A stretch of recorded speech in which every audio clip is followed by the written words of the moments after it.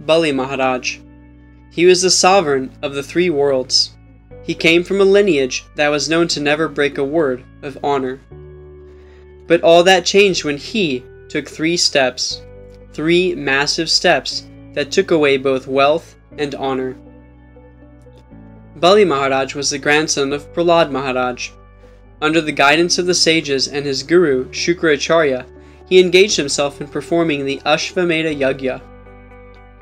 At that time, a young Brahmin dwarf named Vamana arrived on the scene requesting 3 steps of land, which Bali gladly promised.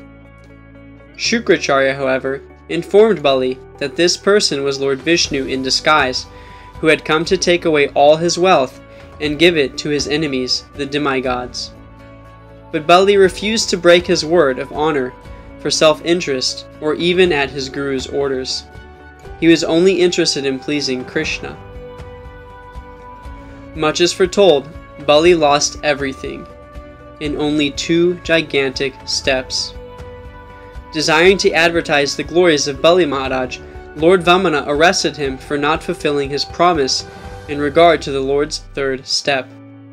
Bali Maharaj offered his head as the place for the 3rd step, and after being requested by various great personalities to free Bali Maharaj, Lord Vamana himself glorified Bali Maharaj before sending him to reside in Sutala with his family and relatives.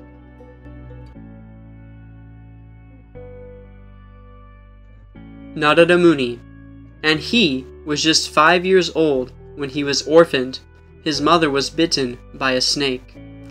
This little boy was a former Gandharva who had been cursed to become the son of a maidservant.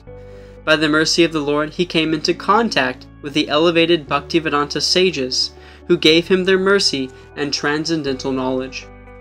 When they left, and Supreme Time eventually provided him with this ultimate test, this little boy did the unthinkable. He was only 5 years old, yet accepting this to be the special mercy of the Lord, who always desires benediction for his devotees, he started for the north and traveled through many towns, cities, villages, beautiful gardens, and even dangerous forests. After stopping by a lake to refresh and relieve him from fatigue, he began to meditate on the Supersoul in an uninhabited forest. Tears rolled down his eyes, and without delay the personality of Godhead, Sri Krishna, appeared on the lotus of his heart. And then, suddenly, the Lord just disappeared.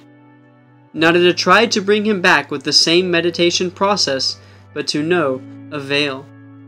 Then the merciful Lord spoke to him, saying, "I regret that during this lifetime you will not be able to see me any more. Those who are incomplete in service, and who are not completely free from all material taints, can hardly see me. You have only once seen my person, and this is just to increase your desire for me, because the more you hanker for me, the more you will be freed from all material desires." Thus he began chanting the holy name and fame of the Lord, ignoring all the formalities of the material world. Thus he traveled all over the earth, and in due course of time, he, being fully absorbed in thinking of Krishna, being completely freed from all material taints, was awarded a transcendental body befitting an associate of the personality of Godhead. Even in the most difficult of situations, these personalities always remain in Krishna consciousness. Such are the glories of the Mahajans, who through their exemplary lives reveal the secret of religion.